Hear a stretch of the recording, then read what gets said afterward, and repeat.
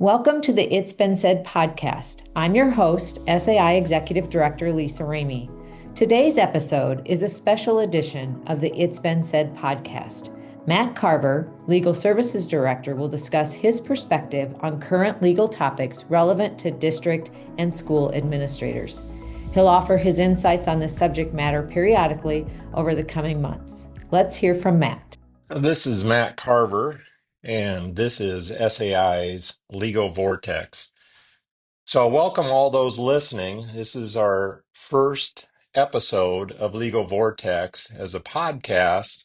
And as you might have read already, we're having a little different format with how we're putting out some of the legal information. So some months you'll be receiving a column from me that's sent out by SAI. And during other months, it will be in the podcast format. We'd love to get any feedback you have relating to getting this in the podcast, as well as the written format. Just let us know. We're always open to suggestions that you might have and look forward to further interacting with our members. So, for this episode, I'm going to talk about something that's been in the news a great deal lately and that has been weighing on a lot of our members. It's a very difficult topic to cover. It's been very emotional in our communities. And so I'm going to talk specifically about employee speech. And with the recent political assassination that we've had here in our country of Charlie Kirk, there's been a lot of media attention relating, of course, to that event, but also a lot of attention on comments that some public employees have made, not only school employees, but other public employees throughout our country. And I'd just like to start out with the bottom line up front on this. And the bottom line up front is, if you have public employees, school district employees, whether they have a Chapter 279 contract as a teacher or as an administrator, if those employees are publicly celebrating the political assassination of an individual, that is just cause for termination. So I often over the years, and I've been doing this for almost 20 years now, as some of you know, often over the years, I'll get calls. And when I get calls about issues of speech or other topics, and the language I'll often use is, well, yeah, that's sort of a slam dunk. You're in a very strong position to terminate an individual. But I often stop short of making a recommendation. I'll say, well, you have the authority there. You're in a very strong position. I don't see this being overturned by the courts.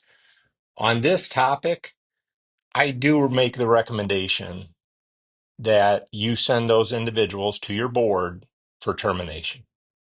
There's just no place in our schools for individuals who celebrate violence against others, regardless of those beliefs. In a political matter. There's just no room for it. So I just wanted to start off with that up front. So we're very clear about that, about my positions on that, and as well as the strength of the district's position. So send it to the board. It's ultimately going to be their decision to make anyway, and allow them to make that decision.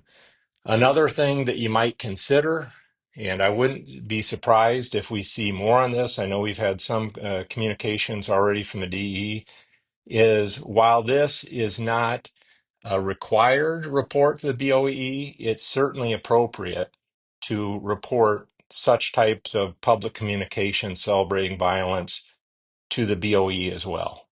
I mean, it's clearly unprofessional, and it's something that certainly would justify such a report. Okay, now that I've gotten that difficult topic out of the way and sort of the big issue of our day here recently, I just want to go through the framework and just to go through the overall. So we'll step back here for a second and I'll go through the steps that even, coming up in future months, future years, as you're trying to determine what to do when you have an employee that's made certain speech, what are the considerations that you should make? And the first consideration I'd encourage you to make is decide, well, was the employee speaking in their official capacities or were they speaking as a private citizen? So that would be the first step. So think about such things as, all right, was this something that was done in front of the class? They're doing it in front of the class. Or it's some other school employee and they're at a school event of some sort, a school activity, and they're doing that in their official capacity. Now, if it's outside of school, it's outside of those activities, you might also consider, are they on social media, but they're saying, hey, this is Matt Carver, and I'm an administrator, I'm a teacher at this district, and they're sort of using that position to proclaim something. And if they're doing that, then I think a pretty strong argument can be made that that's also being made in their official capacity, albeit outside of work hours. So with this, if the duty is in their official capacity, then we follow some guidance that we've had from the United States Supreme Court in the Garcetti case. And in the case, the court stated pretty clearly that employees, if making speech in their official capacity, they're speaking on behalf of their employer and do not have First Amendment protections. Okay, so they just don't have those protections there. Now, I'm going to get to some things later. This doesn't mean that while someone's working that they have no ability to express their beliefs in a number of different areas. But if they're speaking on behalf of the employer, then that's speech of the school district, that's speech of the university, that speech of fill in the blank, whoever the public employer is. And so they don't have those same First Amendment protections there. So that's one. Consider if it's in their official capacity. If so, we're going to follow the Garcetti case. Now, beyond official speech, and this is where it gets pretty tricky, and this is where we've seen some of this, albeit I think here recently it's been a little easier to make these decisions because it's so clear how it crosses the line. But if it's in their personal capacity, their private capacity, they're outside of work time, they're maybe on social media, they're out and they get interviewed someplace, well, then we're going to follow the Pickering case. And in the Pickering case, and this is another Supreme Court case, the Supreme Court laid out a couple of different things, and the balancing test is put into play here. But first, we're going to consider, is this a matter of public concern? So whatever that topic is it a matter of public concern? Now, you might ask, well, what would be a matter of public concern? Well, some things that might be a matter of public concern in the specific example in the Pickering case where the employee's speech was upheld related to a bond referendum. So that's going to pretty clearly be a matter of public concern in their private capacity. You could have a school employee, for instance, that if they're doing it in their personal capacity, their private capacity, they could say, hey, I recommend against a bond referendum, even if it's from their district. Now, hopefully we don't have too many who are doing that, but they could, and they have the right and the ability to do that. So that would be protected speech. Many other areas where it's going to be considered a matter of public concern are going to be policy issues. So think about some different policies that we have in our country, in our communities, whether they be local or municipal policies, state policies, federal policies, that many of those, or probably all of those, are going to be matters of public concern that those employees could, speak their views on that. However, I probably should be a little careful how I word that, is that the balancing test also includes an analysis of, does that speech create inefficiency in the workplace? So that's the other piece of it. So first we consider, is it a matter of public concern? And then, even if it is a matter of public concern, is that speech creating inefficiency in the workplace? And so that's another thing that you're going to need to consider in determining whether or not their First Amendment or the extent really of those First Amendment protections, those individuals when they're making comments in their private or personal capacity. So, what might be examples of creating inefficiency in the workplace? It might be you have an employee. So now we're talking about schools, of course. You have an employee, and that employee's a teacher, they're a coach, again, they could be an administrator, and you have parents coming forward, probably numerous parents, multiple parents saying, hey, I don't want my child in their classroom. I don't want my child on their team. I don't want my child in their building because of this. You're getting swamped. The principal's getting swamped. The superintendent's getting swamped by emails from community members that are concerned about this. You're having to spend a great deal of time responding to these emails or reading these emails and going over this and dealing with this issue that was created by the speech of that employee. Now, as we get into that, and if it is a matter of public concern, and there's some question about inefficiency, then at that point, if you're going to take further action, I'd certainly encourage you at that point to get your district's legal counsel involved. I've certainly gotten many calls over the years of this. As you know, I represent our members, and so I can give advice to administrators, but I don't advise the school board. So if it's something where the school board is likely to get involved at some point, I'd certainly encourage you to get your district legal counsel involved as well in helping you to make that determination of, okay, well, what's the best action here? Now, often my experience has been if it's something that is creating some inefficiency, in many instances, it's just a matter of talking to that employee and saying, hey, we're having issues with this.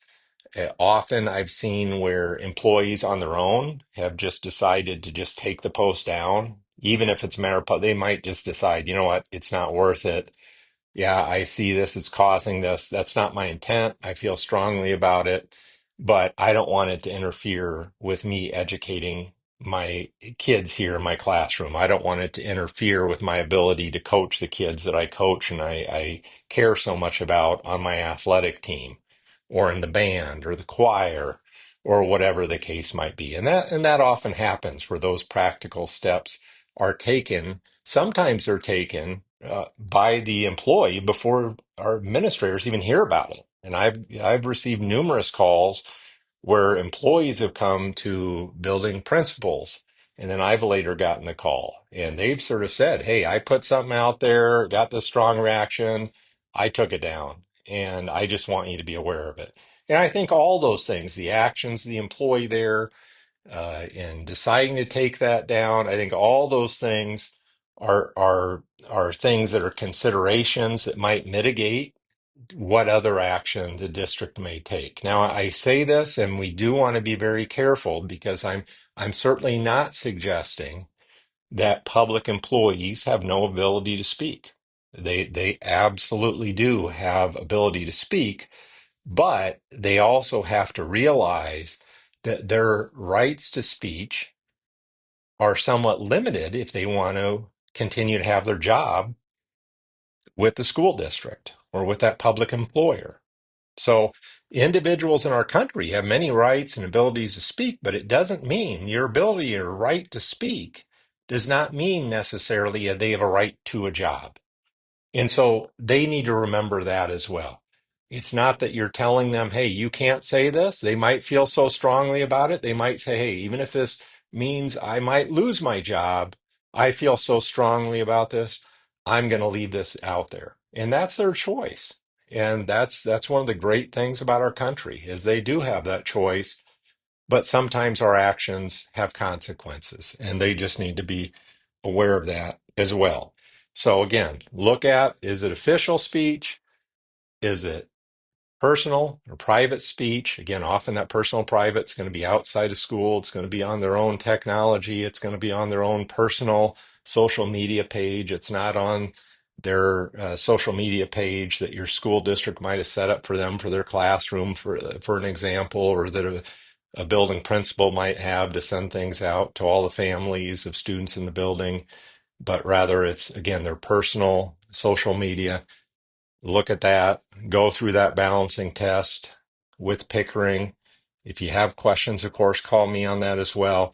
But those are the first couple of things you want to consider. Now, another area that's come up recently is, well, where does religious expression then fit in? And you might recall a few years ago we had the Kennedy case concerned a coach in Colorado, and the Supreme Court upheld the ability of that coach and really gave a lot of clarity to questions that we've had over the years with religious expression for our school employees. And so, what the Supreme Court stated there was that there are some additional protections, not only your right to speech, but some additional protections for public employees when it relates to religious expression.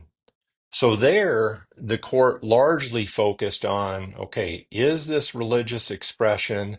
Is this something that's happening sort of openly when they're actively instructing students, whether as a teacher or as a coach, or again, go back to thinking of carrying something out in their official capacity, or is it happening at some other time? So, for instance, in that particular case in Kennedy, they considered the game was over. The coach decided to pray, but this was at a time when the coach did not have duties to supervise the students. He had other coaches that were meeting with their families after the game, talking to families, they were talking to parents. It was sort of a little bit of a free time after the game, and that was something that the court considered there pretty strongly. So as you get into religious expression, you're going to want to look at, well, when is that expression occurring? Are they reading their religious book, whatever that is, whether it's Bible, the Torah, or some other religious book? Are they doing that during a time when they could, maybe it's a free hour they have, and you would otherwise allow your employees to read books during that time? Maybe they might read a fiction novel or something. If you would allow them to do that and they're not actively supervising, they're not actively instructing, then they would certainly also be able to read that religious book.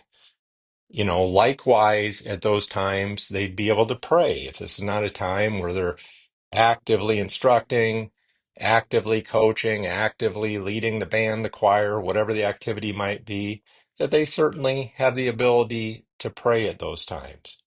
Now, having said that, while it was not part of the court's holding in Kennedy, they did still note, or they made some reference anyway to the captive audience of the students as well. So that's something, again, and that goes back to when that expression is being done. Okay. And so if you had, for instance, a time where you had, let's just say, I'll give you an example, a teacher, and they give students some free time and they're in the back of the room and they start, maybe they say, oh, I'm still supervising the kids, but they start openly praying and they're doing this out loud. And the students are hearing this. They don't have any choice but to hear it. Well, that would be an example of a captive audience of those students. So while it was not a holding there, I would anticipate, my educated guess would be that the Supreme Court would say, well, no, at that time, in that manner, those students were still a captive audience. They should be able to study and do that work in the classroom without sitting there and hearing the teacher go through their personal prayer, whatever their beliefs are again, and not be required to listen to that at that time. So anyway, so that's a little bit more on the religious expression. I guess I should throw in also that we have times where questions come, well, what about religious symbols? Yes, teachers may wear some religious symbols, but I go back to the captive audience. There's a big difference between a teacher wearing a let's say some type of jewelry, a necklace, and earrings or something like that that have some small religious symbols on them, whatever those are, as opposed to an individual coming into the classroom and they have a great big, you can imagine, like you see some of our musicians wearing great big jewelry, but you can't help it's drawing all your attention to that. And again, back to the captive audience, I think there could be some real questions raised in those instances where you're looking at, well, what are really cultural norms here as far as religious expression and what is used for that religious expression? And is this something that there may be a concern? So, anyway, hopefully I answered a lot of the questions you had. Again, I know this has been a very difficult time in our schools and in our country as well. Hopefully, I've helped to bring a little bit of clarity to you on this. But again, remember that your school board makes hiring and firing decisions. And I know you realize that, but when we have public employees celebrating violence, when we have public employees encouraging the illegal use of drugs or other things like that, you say, you know what? No, we're drawing a hard line here. We're recommending termination and leave it to your board. And then hopefully your board then we trust is being held accountable by voters in your community to make the decision they need to make. And then beyond that, of course, we have the Board of Educational Examiners. We could get them involved. You could get them involved, I should say, and they could make determinations of whether or not this is an individual that should be in our classrooms or should be a leader in our buildings or our school districts. So thanks so much. I hope you've enjoyed this first episode of Legal Vortex. You know how to reach me, so send me an email, mcarver@sai-iowa.org, or I love to get calls as well from our members, 515-267-1115. Until next time, I appreciate all of you and what you do to educate the kids in our great state. Thanks so much.